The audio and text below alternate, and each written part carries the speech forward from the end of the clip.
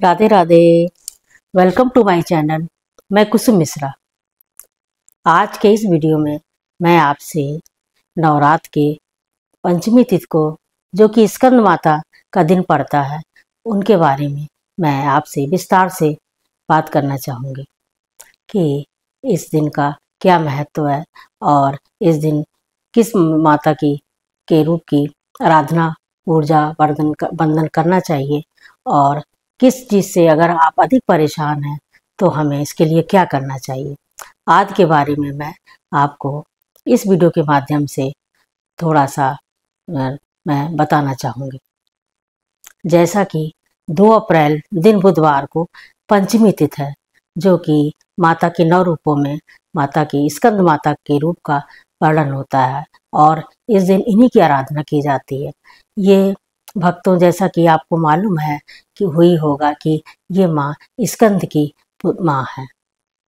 ये इनका रूप जब हम ध्यान करते हैं तो ये शेर पे सवार हुई और अपने पुत्र को, स्कंद को, एक हाथ से अपने लिए हुए हैं और दूसरे हाथों से अपने महल जो है दैत्यों को से युद्ध करने में मशगूल रहती हैं।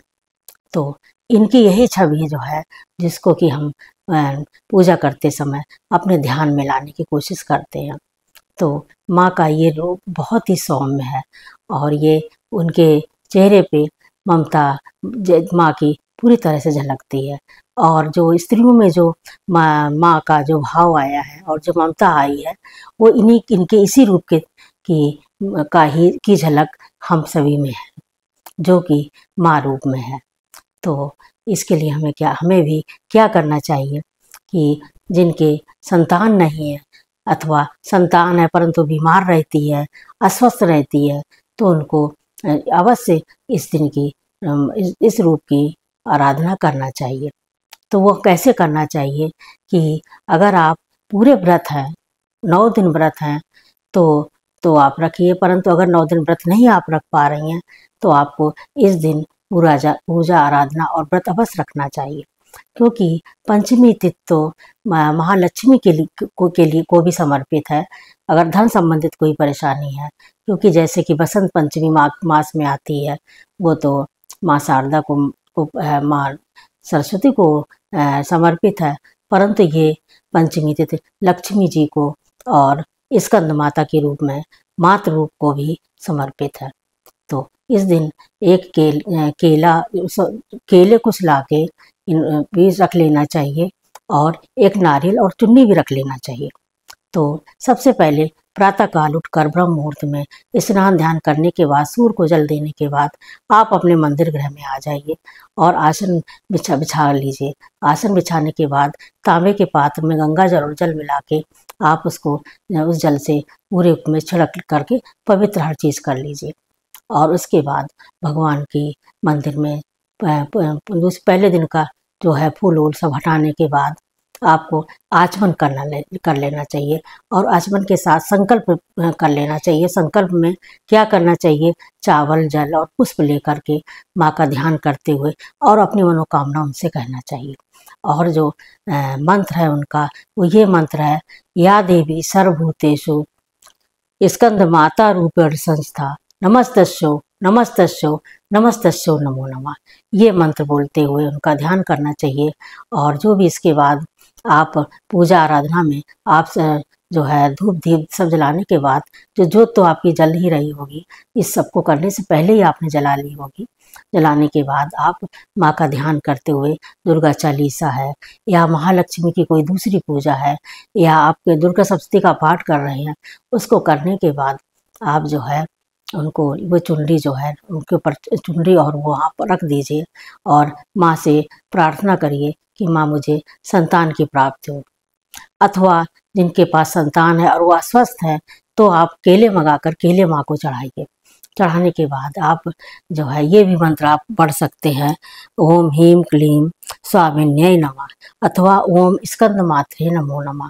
ये इस मंत्र की आप जो है एक माला कर लीजिएगा और वो माला जो है स्फटिक के में करिएगा अथवा आप रुद्राक्ष की माला पे भी कर सकते हैं। और करने के बाद, ध्यान करने के बाद अपनी अपनी जो तकलीफ़ें हैं वो माँ को बताते हुए आप जो है आरती भोग सब लगाने के बाद, और भोग में माँ को खीर का भोग लगाइएगा। खीर का भोग लगाइए, अथवा मीठा लगाइए कुछ भी। और उसके बाद में आप जो है पीला फूल चढ़ाइए इसके दिन। और लाल गुड़हल माँ को बहुत प्रिय है, लाल गुड़हल भी आप चढ़ा सकते हैं। चढ़ाने के बाद माँ को आराधना वंदना करने के बाद, आरती करने के बाद और क्षमा प्रार्थना कर लीजिए। और उसके बाद में आप जो केले हैं वो किसी कन्या को आप दे दीजिएगा, कन्या में बांट दीजिएगा।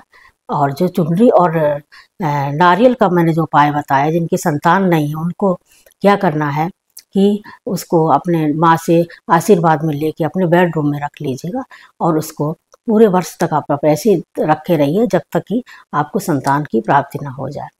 और जो केले का उपाय मैंने बताया है, तो केले के लिए आपको क्या करना है कि उस केले को आप जो है कन्याओं में बांटने के बाद आप माँ से प्रार्थना करिए कि माँ मेरा जो है पुत्र है या पुत्री है, जो भी है, मेरी संतान स्वस्थ रहे और इसकी तकलीफ़ें आप कम करिए। ऐसे आप प्रार्थना करते रहिएगा माँ से। और इसके बाद आप जो है क्षमा प्रार्थना करने के बाद आप माँ से आप ही कहिए सारी तकलीफ़ें अपनी।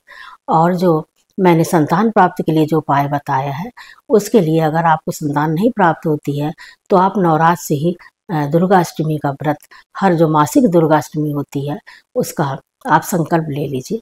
और संकल्प लेने के बाद उसको हर महीने आप करिए। तो आप, मुझे विश्वास है कि इससे आपको अवश्य आपको फ़ायदा मिलेगा और आपकी मनोकामना माता रानी अवश्य पूर्ण करेंगी। तो ये हमारा छोटा सा वीडियो था। आपको कैसा लगा? आप हमारी वीडियो को लाइक करिए और चैनल को सब्सक्राइब करिए और वीडियो को शेयर करिए और कमेंट अवश्य करिएगा। और कमेंट के साथ कमेंट में जय माता दी लिखिएगा। तो धन्यवाद। जय श्री राधे।